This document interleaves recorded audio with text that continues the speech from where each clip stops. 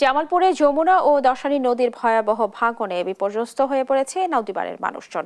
প্রতিদিনই দুই নদী গর্ভে বিলীন হয়ে যাচ্ছে ফসলি জমি ও বসতবাড়ি। এ নিয়ে আরো জানাতে যুক্ত হচ্ছেন সহকর্মী রিয়াদ হাসান হৃদয়। হৃদয়, আপনি আমাদের জানাবেন বর্তমান পরিস্থিতি কি সেখানকার, এবং সেই সাথে প্রশাসনের পক্ষ থেকে কি ধরনের উদ্যোগ নেওয়া হয়েছে? জি, আসলে যেটি বলছিলেন যে এই মুহূর্তে কিন্তু আমি রয়েছি জামালপুরের দেওয়ানগঞ্জের চরআমখাওয়া ইউনিয়নের সানন্দবাড়ি মন্ডলপাড়া যে এলাকা রয়েছে সেখানে, এবং এখানে কিন্তু যমুনা নদীর পাড়ে রয়েছি এবং যমুনা নদীর এই স্থানে কিন্তু তীব্র ভাঙন দেখা দিয়েছে।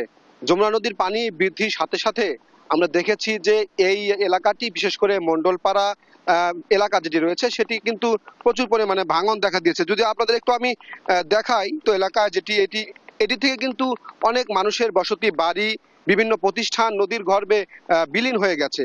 এবং আরেকটু বিষয় বলি যে পাশেই কিন্তু পানি উন্নয়ন বোর্ড কর্তৃক একটি কাজ চলছে, এবং এই কাজটি গত 21 তারিখ থেকে কিন্তু চলছে, মাসের 21 তারিখ থেকে চলছে।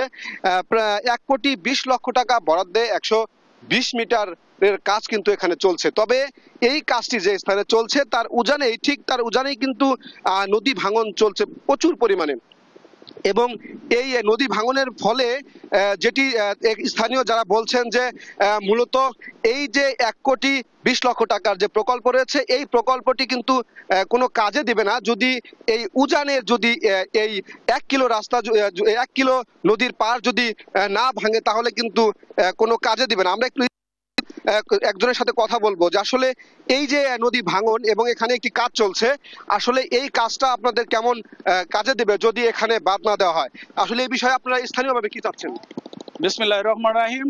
আমি মোহাম্মদ আবু হানিফ, এই মন্ডলপাড়াবাসীর পক্ষ থেকে ধন্যবাদ জানাই পানি উন্নয়ন বোর্ডকে। দিছে, কিন্তু যে পরিমাণ প্যাকেজ দিছে এই প্যাকেজ আসলে এই গ্রাম রক্ষা করার জন্য যথেষ্ট নয়। আমি সবিনয় অনুরোধ করব অতি দ্রুত যেন এই প্যাকেজ বরাদ্দ বাড়িয়ে প্যাকেজ যেন আরো বড় করে দেওয়া হয়, এবং পুরো মন্ডলপাড়াবাসীকে যেন রক্ষা করার জন্য, যদি রক্ষা করতে চাই তাহলে দ্রুত এই প্যাকেজ আরো বড় করতে হবে। কমপক্ষে 600 মিটার প্যাকেজ আরো বাড়ানোর দরকার, না হলে এই যে বরাদ্দ দিছে এই বরাদ্দ রক্ষা করা কোনো ক্রমে সম্ভব না। জি, এই যে আসলে শুনছিলেন তিনি, ওনারা যেটি বলছিলেন যে আসলে যে প্রকল্প চলছে সেটি পানি উন্নয়ন বোর্ড থেকে দেওয়া হয়েছে, সেজন্য তারা পানি উন্নয়ন বোর্ডকে ধন্যবাদ জানিয়েছে।